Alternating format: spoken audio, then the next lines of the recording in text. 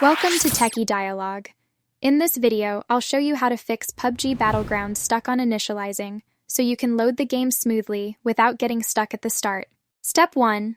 Press the Windows key and type Run in the search bar, then open it.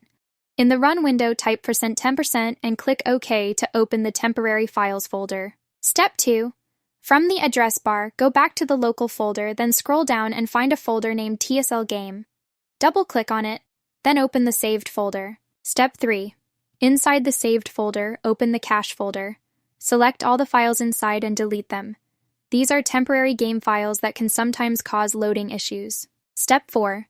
Go back to the saved folder again, open the crashes folder, and delete everything in it. These files store crash data and aren't needed for the game to run. Step 5. Finally, open the logs folder from the same saved directory and delete all the files there too. Logs can build up over time and slow down the game initialization. Thanks for watching, and don't forget to subscribe to Techie Dialogue.